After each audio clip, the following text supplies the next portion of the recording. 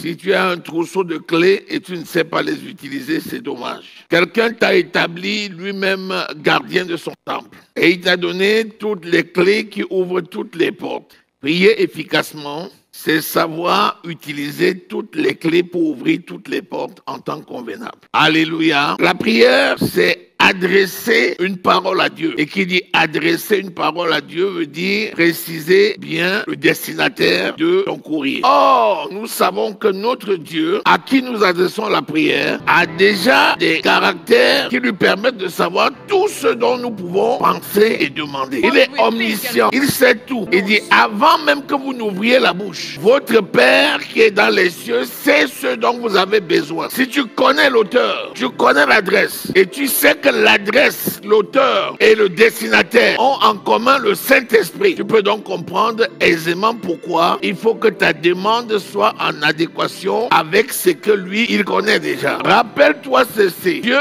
s'exauce lui-même. Dieu exauce sa propre parole. C'est pourquoi il dit ce que vous demandez selon sa volonté. Or, sa volonté, c'est ce qu'il avait prévu d'avance pour toi. Donc, il faut que le contenu de ta lettre soit en adéquation avec ce qu'il a préparé d'avant pour toi et ce pourquoi il a déjà prévu une réponse. Rappelle-toi que toute demande que tu formules et qui ne correspond pas à l'agenda de Dieu ne peut pas avoir de réponse parce qu'il ne va jamais refaire quelque chose que pour toi. Notre Dieu, c'est le Dieu créateur. Il t'a créé lui-même. Ton esprit vient de lui. Il t'a formé encore. Il a soufflé en toi son âme. Donc tu dois lui appartenir pour que par son esprit, il communique déjà dans tes pensées ce dont tu as besoin et qu'il exauce ce que tu as dans tes pensées. Alléluia. Tu vas te demander maintenant à quoi je sers alors. Il a du plaisir à communiquer avec ceux qui lui appartiennent. Rappelle-toi qu'il nous a créés pour son bon plaisir. Donc il est indispensable que notre être tout entier, corps, âme et esprit, prie. Alléluia. 1 Thessaloniciens au chapitre 5 verset 23 dit, notre corps, notre âme et notre esprit lui appartiennent. Et il dit que nous devons l'adorer de tout notre être, corps, âme et esprit. Or, Dieu est esprit. Et il veut que ceux qui l'adorent en esprit et en vérité. Donc ça part d'où? Ça part de l'esprit. Avant d'être communiqué à l'âme, avant d'être exprimé au niveau du corps. Dans l'autre sens, ça ne va pas. Alléluia. Si tu ne pries pas dans ce sens, si la pensée par laquelle tu vas prier ne correspond pas à la volonté de Dieu, il considère que tu n'as pas encore prié. Alléluia. Parce qu'il y a une vérité spirituelle absolue. Si tu pries selon le Seigneur, tu es exaucé. J'ai pas dit que tu vas être exaucé. Jamais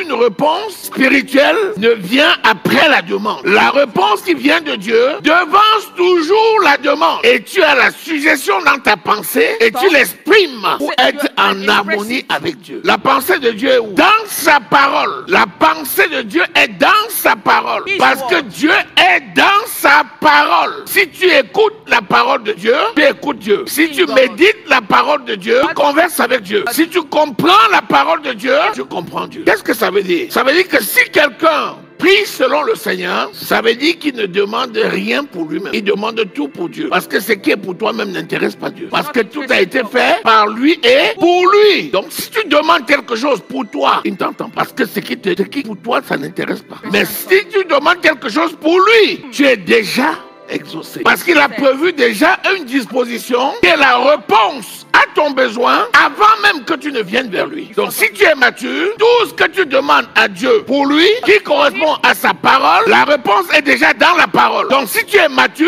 tu prends et tu ne lui demandes plus. C'est pour ça qu'il a pu dire à ses disciples, vous n'avez encore rien demandé. Qu'est-ce que ça veut dire? Ça veut dire qu'en réalité, nous n'avons pas grand-chose à demander. Si tu demandes à Dieu ce que tu peux faire, tu as perdu le temps. Donc Dieu attend de nous que nous lui demandons des choses qui sont au-dessus de nos capacités. Oh, vous avez remarqué, beaucoup de gens n'osent pas demander des choses en disant c'est tout. Mais comment pourrais-je demander ça à Dieu? Faut pas que j'exagère. Alors que c'est ce que Dieu attend. Donc il ne faut pas demander les petites choses à Dieu. Pour les petites choses pour lesquelles il a déjà prévu.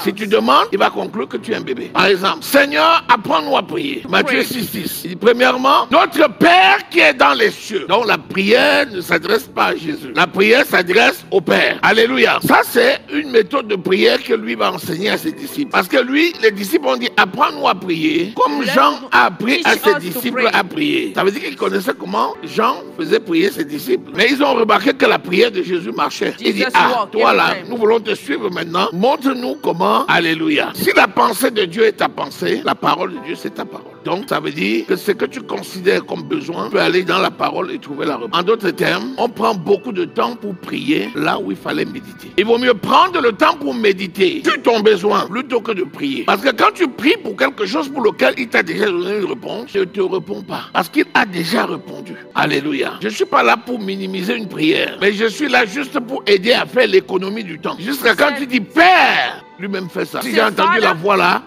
c'est qu'il y a une vraie demande. Alléluia. D'accord avec moi? Imagine-toi, je remplis le frigidaire et je te dis que c'est ta nourriture. Et tu es héritier. Mais chaque fois que tu veux prendre le petit déjeuner, tu viens me demander si tu prends le petit déjeuner. Il y a un problème, non? Tu as oublié que j'ai rempli le frigidaire pour l'héritier qui est toi. Maintenant, si au lieu de dire, Père, on mange quoi ce matin? Tu te diriges vers le frigidaire, tu ouvres, tu sais bien, et tu dis, Père, merci pour mon repas de soeur. Il va dire, hey, le gars là, il est reconnaissant. Ah, il est intéressant. Est-ce que quelqu'un se dit quelque chose? Par ces meurtrissures, vous avez été guéri. Tu sens une douleur. Dis, Seigneur, guéris ma douleur. Il dit, il y a un problème. L'enfant là ne sait pas encore lire. Et la nourrice ne lui a pas dit qu'il est écrit déjà dans la parole. Au lieu de dire, Seigneur, fais quelque chose. Guéris ma douleur. Tu ferais mieux de dire, je suis guéri. Merci Seigneur. Parce que tu l'as fait. Quand on attend quelque chose, il dit qu'on l'a pas encore. L'espérance n'est pas la foi. L'homme de foi, c'est celui qui possède. L'homme d'espérance, c'est celui qui espère recevoir.